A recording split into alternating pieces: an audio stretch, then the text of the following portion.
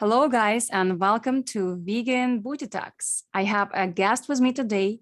He is calisthenics coach and passionate animal rights activist.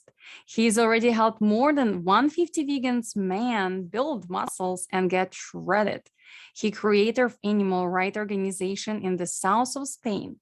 Welcome to the show, Stefano Rinaldo. Hey, how are you today? So good. Thank you for having me.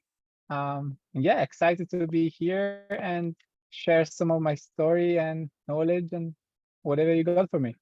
That's awesome. Well, thank you so much for finding time. It was a little hard to schedule with our big time difference from Hawaii to, I believe you're in Spain or not. Where are you right now?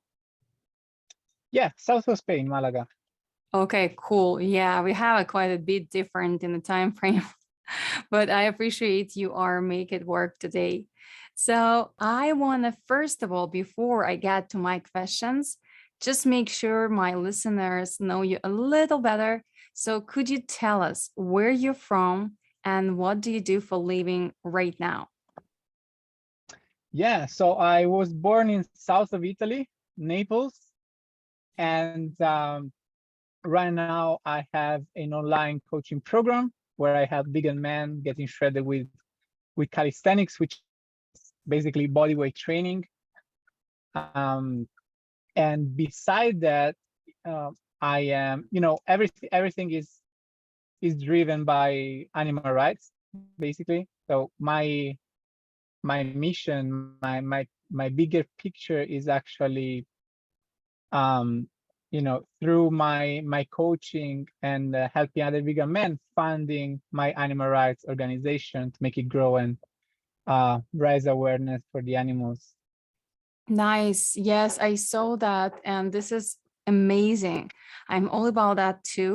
So, can we step back just a bit and find out why you are actually vegan and how long are you vegan and like how you ever how you like decided to go vegan? Mm-hmm. So I usually lie to everyone saying that I've been vegan 5 years, but it's not like I'm lying. It's more, it's just because most people, when they ask me about that and see my physique, they're more interested in the diet rather than the ethical aspects. And Mhm. so I became vegan, plant-based. So like, let's say 5 years ago, I was in a trip in Asia.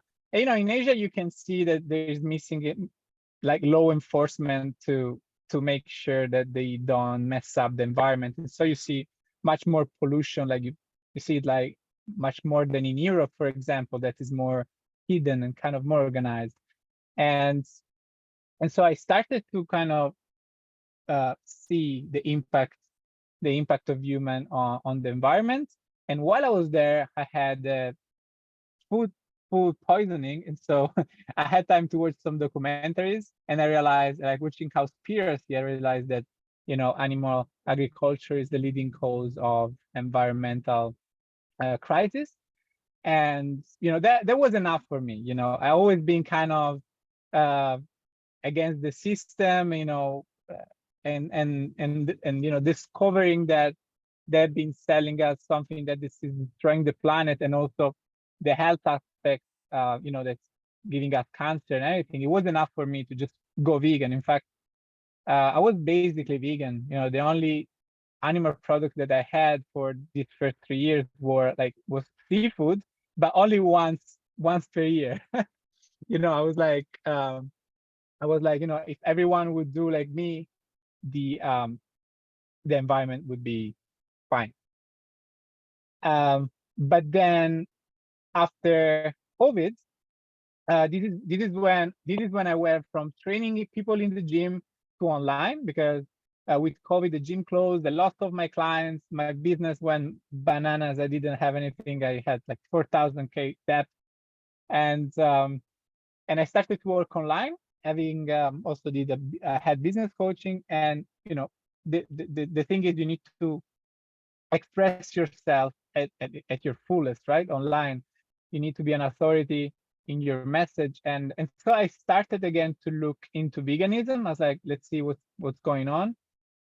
and I found out about Earthling Ed and Joey Carbstrong, and I realized soon that they were not talking about the environmental crisis. They were talking about the ethics behind veganism. And this is when I saw slaughterhouse footage. And this was, yeah, two years ago. And this is what actually got me vegan, because I also adopted a dog, Nina. And I was looking at the pigs in going in gas chambers and living in cages. And then I was looking at my dog on the sofa, and I realized that like she's just living her life. She's just being an individual doing whatever, and putting her in a gas chamber when we can be vegan is the cruelest thing ever. And I also realized that I was pretty much like Joy Carbstrong. I don't know if you know Joy Carbstrong. Do you know the guy? No, I don't. Joy Carbstrong, great activist. Go check it out on YouTube. Maybe I know him when I see him, but by the name I cannot recognize right now. Yeah, so it's very straightforward. He's doing debates on the street, and I realized that I could do that. Like I am like that, straightforward, to the point, and I'm not scared that telling hard truths. And this is when I also realized that it was on me to become an activist as well in this journey. And this is how I became vegan. That's awesome. This is an amazing story, but I'm sure you are faced some difficulties. So what are those difficulties did you encounter when you started a vegan diet? So, well, the first one was caused by my lack of knowledge in nutrition. So I always follow a classic bodybuilding style diet. I've always been going to the gym, and I was just eating, rice, chicken, and well, most of the time I wasn't even eating vegetables really. So rice and meat. And what happens when you go? When I went vegan, I started to eat much healthier. Because before, when I was eating animal products, I also, I was feeling good, but I was also a tired person. I was training and everything, but I wasn't like super full of energy. So in going vegan, I thought, okay, now I'm going to start eating super healthy, a lot of fruits, vegetables, and this is going to give me a lot of energy. And I was looking forward to that too. But actually the opposite happened. I started to feel tired, and not only tired, yeah, it went down to having headache, waking up tired, brain fog, lack of libido. Like I was with my girlfriend, and we she, of course, like she thought there was some problem with her, but no, I was just tired all the time. And even if I did want to have sex, like when you're tired, you're just fucking tired. It's like, why am I tired? Yeah. And I realized then through after my personal trainer certification and looking more into nutrition, especially a book that's called actually Plant-Based Sport Nutrition from Dr. Annette Larson, something like that. I don't remember. I know this book. This is a great book. Yes, we're going to add it in the description down below, guys. So you can read this book. It's available on Amazon, but I'm sure it's available everywhere. Yeah, I know this book. This is a great book for someone who's starting on a plant-based diet. Exactly. So it was highlighting all of my symptoms, and they was relating them to lack of calories. And that's the thing, I was training 2 hours per day, standing 10 hours per day. I weighed 82 kilograms, so I was burning a lot of calories, and I was eating only potatoes, lentils, and fruit. So I wasn't eating enough calories at all. And this was the cause of my lack of energy. And as soon as I started eating more, I started to feel good again. So this is what I always say to vegans that feel tired, or people that is scared about feeling tired. Like calories, it's okay. Like if you're losing fat, you need to be on a caloric deficit. But if you are 1,000 calorie deficit or more, be there. You want to be around 500 calories deficit to feel good. And I was lower than that. And then sleep, but this is the other thing. So lack of energy was one of my struggles, which I solved with increasing the calories. And another one is shitting a lot. I was literally I was scared to be too far from the toilet. I'm honest. Oh my God. And that's because I was always someone that had, normal bowels. I was always going to the toilet, never had that problem.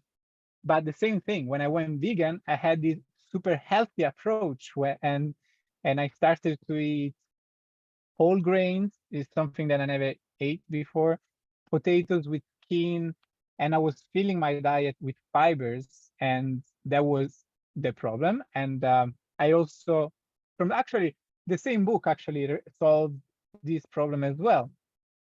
That if you do have kind of bloating problems, diarrhea problem, flatulence problems, it's probably coming from too much fibers in your diet. And people say, oh, but vegan parts and hell of this problem, but it's true. Like it's easier to eat more fibers in a vegan diet, but if you need to eat less fibers, you can. Like what I had to do was simply stop eating the whole version of the grains and substitute it with more processed ones. So instead of whole grain pasta, white pasta. Very simple.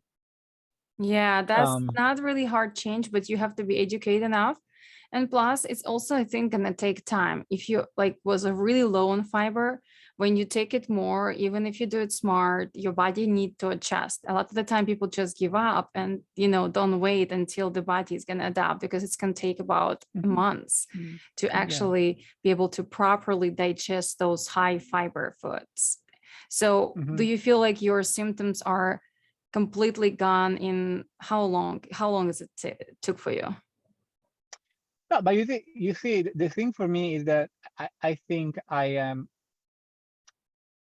how you say, like my bowels also work very well, So right now I cannot, if I start eating more fiber, like if I go for the whole grain pasta, it just happens the same thing. Well, it's not as bad as in the beginning, for sure. Yeah, no, I Well, think this I'm is like, tell me, actually, you from Spain, you are talking about pasta. Like people in America don't really eat a lot of pasta, especially those who are in a, fitness, healthy industry. We eat rice, we I'm eat Italian. Yeah. buckwheat, we eat potatoes. That's max. And now I No. can totally feel you from Spain, because you're like, I want a pasta and I love it because I'm from Ukraine, but it's just different approach, to plant-based diet. Yeah. I don't really think about pasta, but this is But I important want for to you. I want to correct myself though, because now that I actually didn't think about it, but no, actually my body is managing fiber much better. In the beginning, also legumes were giving me a bit of problems. So no, I would say like after 6 months, things started to get better and normalized. Yeah. Wow, 6 months. So it's for anyone who listen out there and thinks that vegan diet is not for me because I don't poo. I'm sorry, but that's the truth.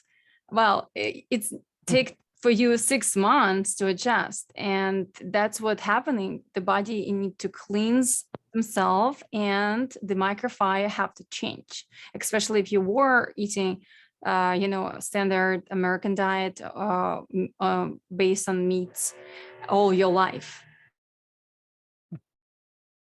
So Yeah. I just want to go ahead and ask your 5 top vegan proteins. What your favorite ones? Okay.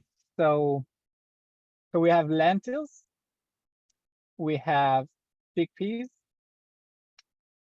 This is usually what I have for lunch, and I eat that with broccoli and rice. The tempeh and tofu, which I usually have them in a sandwich for dinner. After this is what going to be eaten by me. And what else? Well, sometimes I have vegan burgers. Like once per week, I would have a vegan burger just to switch it up. but mainly I would eat tofu. Like mainly I eat tofu, chickpeas, and lentils actually, and then Wow, they and have those are really high bento. in fiber, man. Like it's really the highest in fiber, you know, in the food maps. So those are could affect all those problems that we talk about. So it's great. I mean, your microbiome now working amazing because I don't eat chickpeas because they affect my bloating. So I still kind of stay away from them. I mean, I can eat them, but not every day. You know what I mean? So Hmm. that's amazing if you get those. Well, do you feel any difference in your performance and how you feel and how you train and how you recover after you went completely on a vegan diet? You know, I'm not a big fan of like promoting the magic benefits of a vegan diet because like I was training hard before being vegan, and I was strong. Now I'm stronger. I'm stronger, and I think the benefits that I found for sure. Actually, there's two main benefits. So I was a sick kid, so I had asthma, allergies to A to Z. I would get sick twice per year, if not three, with high fever, cough, taking antibiotics. Would happen every year. Like I was scared of that moment to come. And when I was I think 3 or 4 years old, I was in the hospital with lung problem, pulmonitis. Is that how you call it? Yeah, I don't know. I don't know what you're talking about. What type of lung lab problem. problems? I don't remember. In Italian, it's called bronchopulmonite. I'm not sure in Uh-huh. English. Okay. You know, However, I was getting injections, like very sick, and this came with me in life. But since I'm vegan, I'm not getting sick. Like that's one thing. I'm actually, yes, I got COVID. Yes, but apart from COVID, I didn't get sick at all in these years. And Yeah, then that's the amazing, man. Your immune system working much better. yeah, and what I do also, I said I had asthma. I don't use the puff, and uh, but the benefit that I find is energy levels. So my energy levels are very stable throughout the day. I feel very good. As I said before, like I was someone, as I said before, yes, I was kind of a tired person all the time, and in going vegan, I was looking for this that I found that I actually found to be effective after from the vegan diet. So better energy levels, and I'm not sure, but especially with kickboxing, um, I feel I feel very good now. Like I think I feel my endurance is better now than when I was 23, because I used to do MMA when I was 18, 19. Um, and now I feel like a machine. I really don't get tired cardio wise and endurance wise when I train. But again, I don't want to only just point out to the vegan diet when it comes to performance, because I don't know, we have athletes in the other spectrum as well. I think it's the health benefits that perhaps in the long term is going to help you get benefits also in your sport performance. Yeah, wow, that's amazing. So, as I understanding right now, you went vegan not because of the performance or health, but first of all because of the environment. Is that right? Mm, yeah, yeah. Okay. Could you tell to our listeners, because I'm sure they know, but anyways, I wanted to point exactly what was that, line, what was that thing that you maybe realized that's pushed you to switch to the plant-based diet according to the environment change in our planet?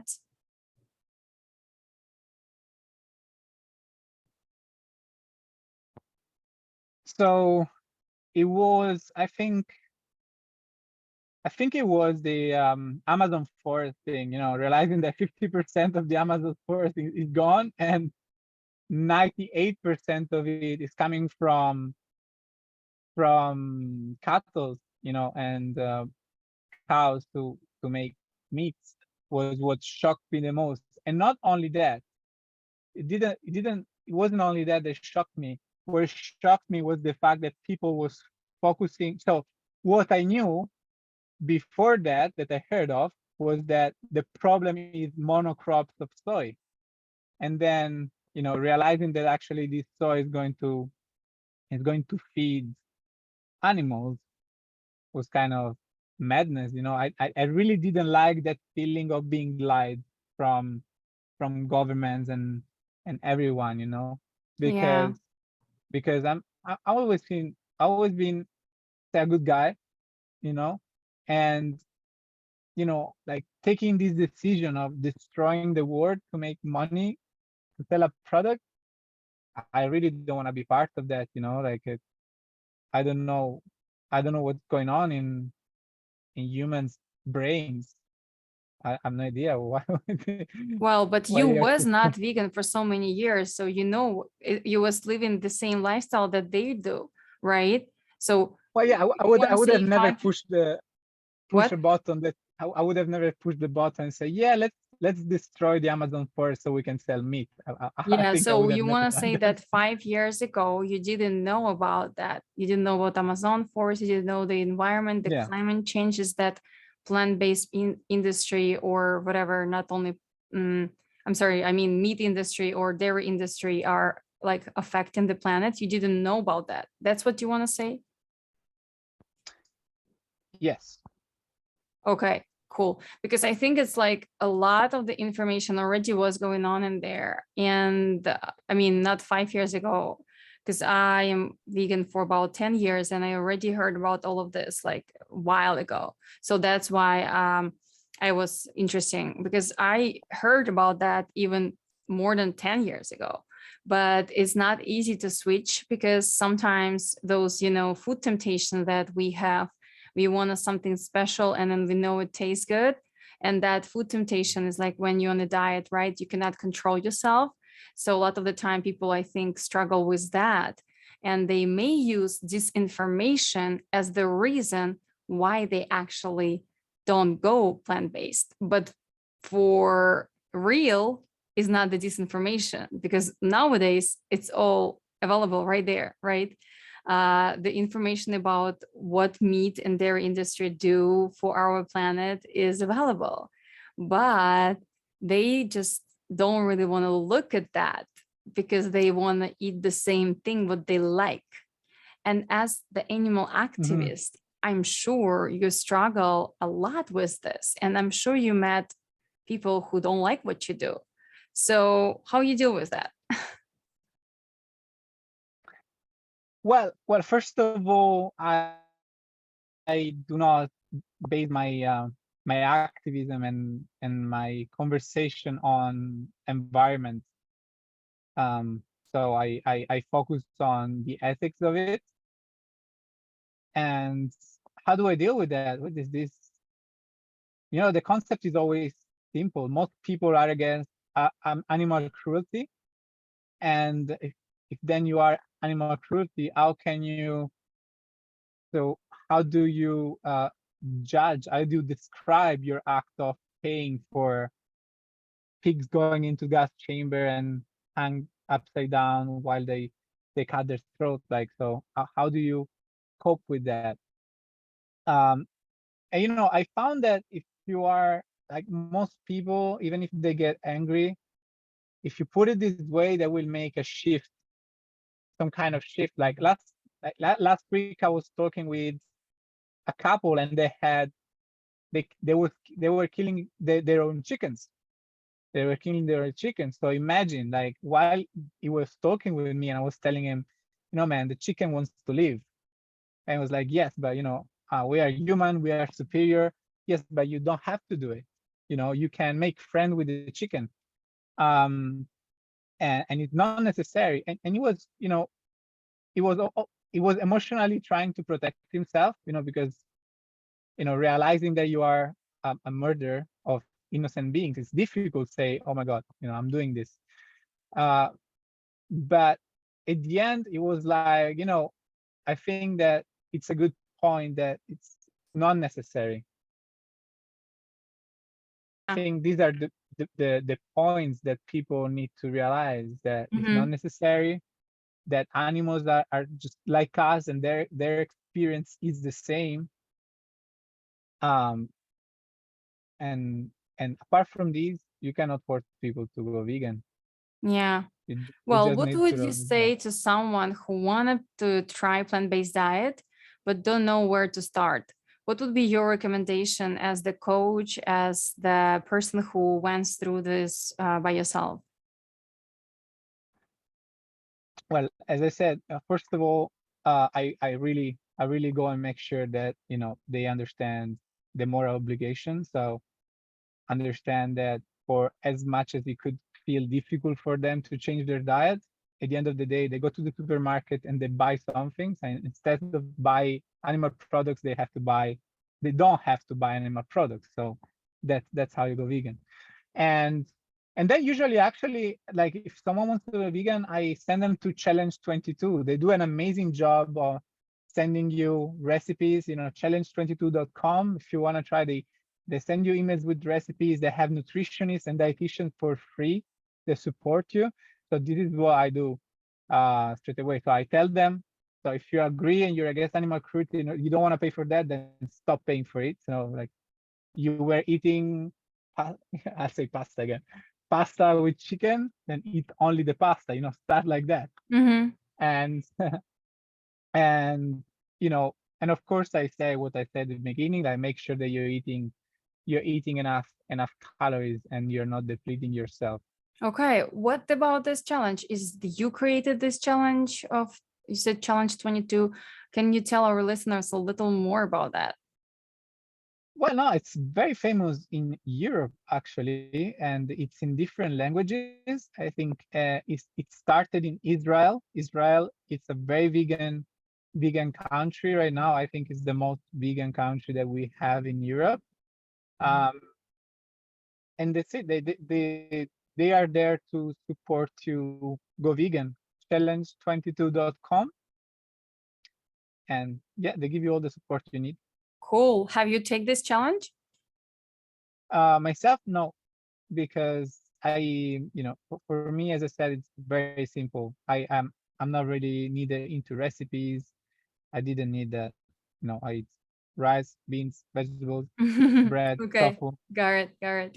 Okay, well, thank you so much for all your story. And I think what you're doing is amazing, and saving the animals is that what we have to do on this planet. If anyone wanted to find you, to follow your journey, or to work with you, how they can find you? So we got Instagram as my main platform, Stefano Vegan Calisthenics, all together. And actually as well, like in there, you can find some highlights. You will find how to eat.